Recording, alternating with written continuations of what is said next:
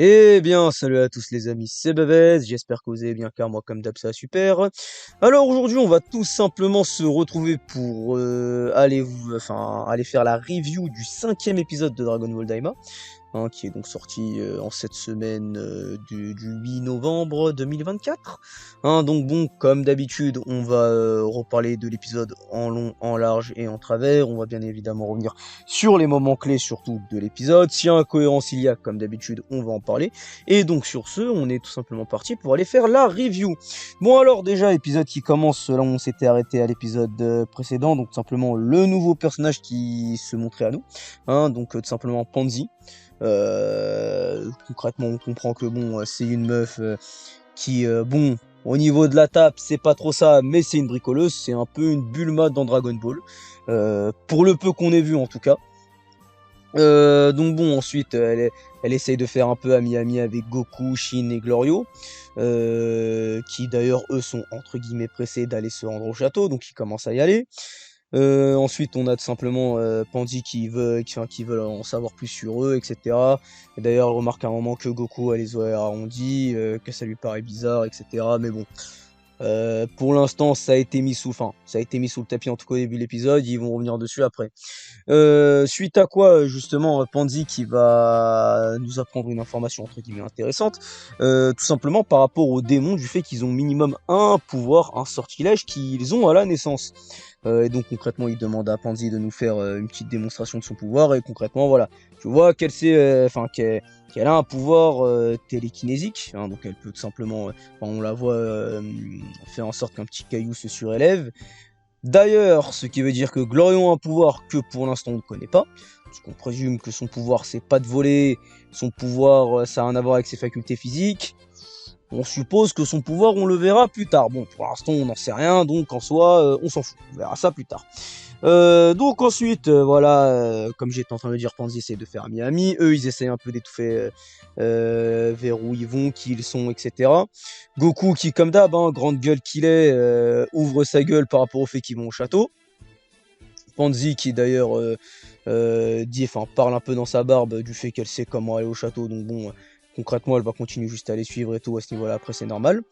Donc ensuite, tout simplement, Pansy qui d'ailleurs fait le parallèle entre la race de Chine, donc les Glind, je crois ça, ouais, les Glind, et concrètement elle fait vite fait un parallèle avec Degesu.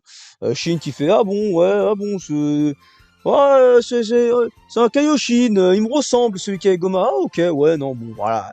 Imito, on l'avait compris, hein, son but c'est que ça s'ébruite le moins possible. Donc bon, ensuite voilà, il continue à marcher. Euh, Ils vont arriver, enfin non, ils vont même pas encore arriver au château, pardon. À un moment, ils arrivent à un embranchement où concrètement il y a deux chemins. Concrètement, Glorio qui de base veut passer par un chemin, enfin, il veut y aller, non. Il est en train de réfléchir par quel chemin passer. Pansy qui débarque et qui dit ouais bah c'est plus rapide à droite. Il commence à aller suivre Pansy vu que de toute façon elle sait comment aller au château. Ensuite ils arrivent justement devant le château qu'on voit un peu de loin. Hein. Bon voilà, rien de spécial. Ils continuent à marcher. D'ailleurs à ce moment-là, t'as, si je me trompe pas, Goku qui parle. C'est Goku ou Shin qui parle rapidement de Dente. Je crois que c'est Shin qui dit comme quoi oui on va aller concrètement aller chercher un de nos compagnons. Ou c'est peut-être Goku. Et on a directement le point de vue de Goma. Et donc justement on voit Dende petit avec une nourrice, entre guillemets, qui est en train de s'occuper de lui, qui lui lit une histoire. Et t'as Goma qui concrètement nous explique le pourquoi du comment il a pris Dende avec lui. Et d'ailleurs oui c'est vrai que c'est tout con, surtout que bon vu qu'il est gosse et qu'on part du principe qu'il a perdu ses souvenirs, même si bon c'était pas forcément sûr vu que Goten et Trunks parlaient entre guillemets quand ils étaient gosses, donc bon c'est pas si sûr que ça, mais en tout cas il nous fait comprendre que il veut utiliser Dende plus tard dans le futur pour qu'il lui crée des nouvelles Dragon Ball. Tout simplement bah pour comme ça en fait il puisse avoir des vœux à l'infini, entre guillemets à l'infini vous m'avez compris, mais voilà pour qu'il ait plusieurs vœux, qu'il soit tranquille, etc. Bon, hein, le gars il veut rester en tant qu'être suprême, en tant que démon suprême. Surtout que de ce qu'on comprend, les démons ont une très longue vie. Mais bref, et d'ailleurs à tout moment d'ailleurs il rallonge sa durée de vie avec le fait qu'il vole la vie des autres, mais ça ce sera à voir peut-être dans les prochains épisodes. Mais donc ensuite on a tout simplement Enfin, on est de retour sur le point de vue justement de Goku, Shin, Glorio et Pansy. Glorio qui d'ailleurs au moment d'arriver dans la porte lâche une petite phrase à Pansy en mode concrètement il y a peu de chances que tu arrives à rentrer avec nous parce que bah on sait que Glorio avait un lien intrinsèque avec le roi démon.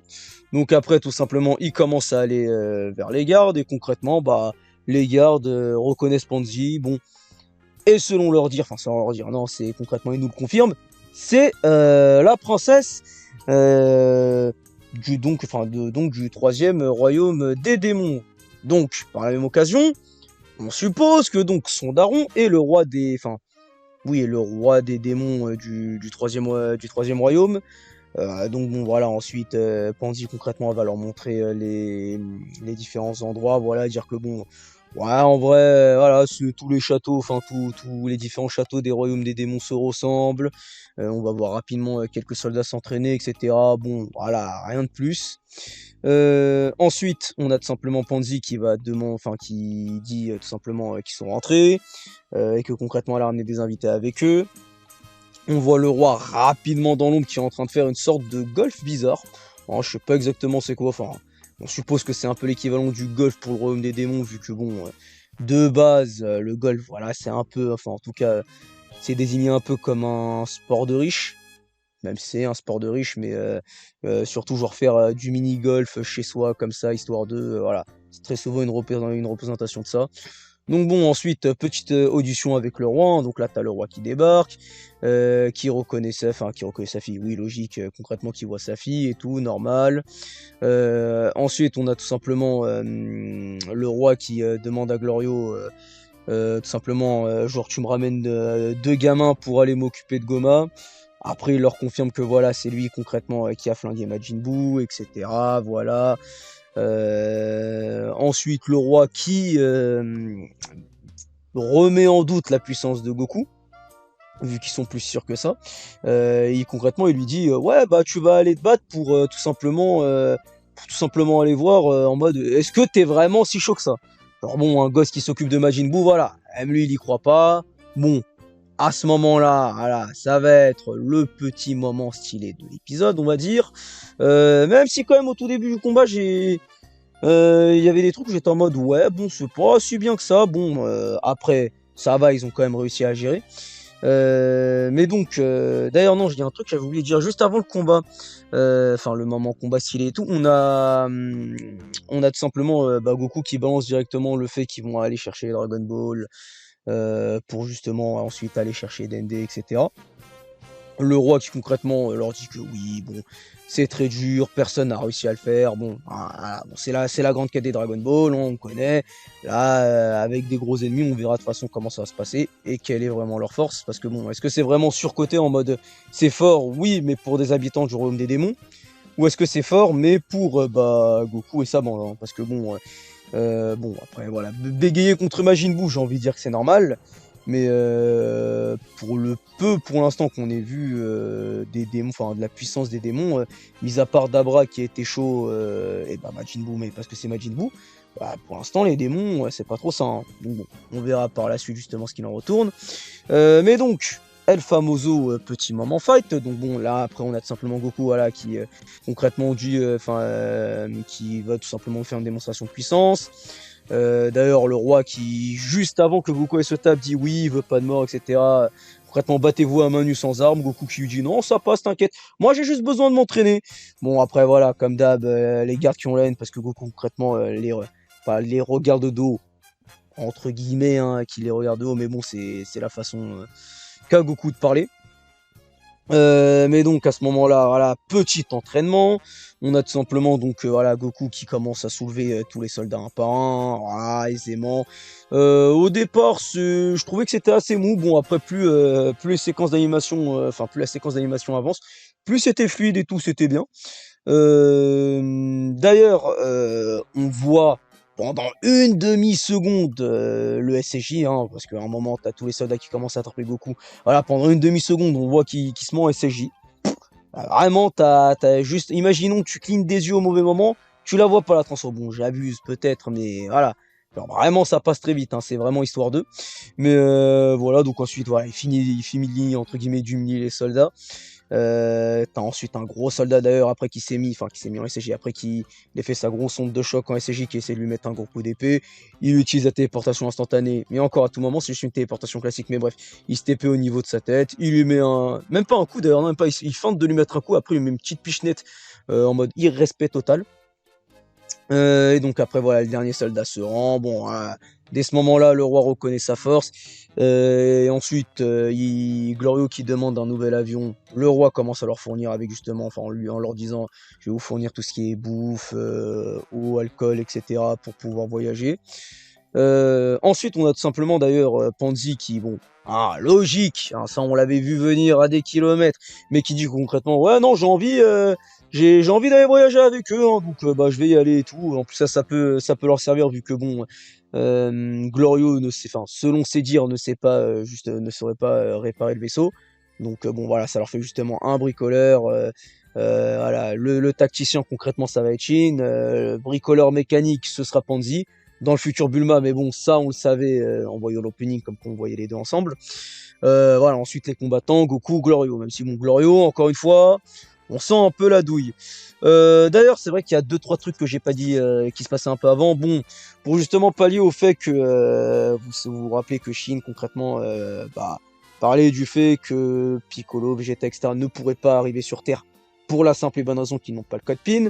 Donc à ce moment-là, on a tout simplement Shin qui va tout simplement voir le roi et qui lui dit bah on a nos sauces et tout qui sont assez chauds et bah faudrait quand même qu'il débarque un minimum. Donc à ce moment-là, le roi lui dit t'inquiète pas, je vais trouver quelque chose à faire. Il met un des aliens je crois qu'on pouvait le voir sur des images promotionnelles ou je sais plus si c'était où qu'on le voyait déjà. Comme ça, je me rappelle plus, mais bref, un alien dont j'ai totalement zappé le nom par contre. Hein. Je me rappelle juste que dès qu'il débarque, il fait du palais et qu'à un moment, il dit qu'il va aller au salon de coiffure, je crois, au salon de beauté, je sais plus. Mais en tout cas, ensuite, on voit d'ailleurs qu'il a une sorte de radar qui lui permet d'aller voir au-delà même du royaume des démons et donc qui lui permet même de voyager entre les univers. Enfin, de voyager, vous m'avez compris quoi, c'est une sorte de grosse carte, mais qui permet de voyager entre les royaumes et univers et où concrètement il arrive jusqu'à reconnaître le palais de Dende. Enfin, il arrive concrètement à cibler le palais de Dende avec ça. Et concrètement, il va confirmer à Goku c'est bien cet endroit-là où il doit aller retrouver Vegeta, Piccolo, etc. Il leur dit que oui, et que, enfin, donc, ensuite, t'as le roi qui lui dit que bon, d'ailleurs, non, je me suis trompé. C'est lui qui dit au roi qu'il n'y a pas de vaisseau. Le roi lui dit que oui, je t'en fournirai un plus tard. Et après, concrètement, le roi demande à Goku, vous comptez les attendre, etc. avant d'y aller. Goku qui s'en bat les couilles. Non, on va être précis. Il s'en bat les couilles. Il lui dit non, t'inquiète, ils vont nous rattraper après. Voilà, normal. Donc bon, suite à ça. On a tout simplement donc Goku, Glorio, Panzi et Shin qui prennent le vaisseau. Et genre, bon, bah, allez, 1 minute après leur départ, on va dire, bah, le vaisseau se crache, hein, parce que bon, Panzi, en grande génie qu'elle est, a juste surchargé le vaisseau, et donc à un moment, bah, problème moteur, truc, le vaisseau leur a explicitement dit d'aller se faire mettre, et donc l'épisode se finit sur bah, nos 4 compères qui se pètent la gueule, et donc bah, on verra tout simplement ce qui se passera au prochain épisode suite à ça. D'ailleurs, un petit truc que je n'avais pas relevé, qui se passe aussi vers le début de l'épisode, au moment où justement Panzi demande leur nom et tout aux à nos différents protagonistes. Un moment, Goku lâche son prénom Goku, voilà, elle lui dit c'est chelou, etc. Et Goku qui ensuite emploie dit oui, on m'appelle aussi Kakaroto. Bon, hein, mis à part le fait que Goku de base, a plus ou moins divorcé avec ses origines Saiyan. Même si pas totalement, vu que, voilà, bref. Mais bon, les 3 quarts du temps, quand t'as un personnage qui lui dit Kakaroto, il dit non, je suis Sangoku. Hein, c'est sa base, il était rien. Bon, il a aussi un côté Saiyan qui d'ailleurs, qui l'a d'ailleurs bien soulevé sur Namek. Mais voilà, hein, dans sa tête, il est plus Goku que Kakaroto. Mis à part dans DBS ou après, enfin dans DBS, le manga où après, voilà, il va entre guillemets, quel est le terme? Il va concrètement se rabibocher avec ses origines Saiyan par rapport à son daron. Oui, ton daron n'était pas si méchant que ça. Badak, il est gentil. Bon, ça c'est Badak DBS, je n'en parlerai pas plus longtemps, le DBZ est juste meilleur. Alors, sur ce, j'espère tout simplement que cette review de l'épisode 5 de Dragon Ball Daima vous aura plu. Moi, je vais tout simplement vous souhaiter une bonne journée, et puis vous dire à la prochaine pour d'autres vidéos, et vous laisser avec l'outro. Donc sur ce, allez, salut!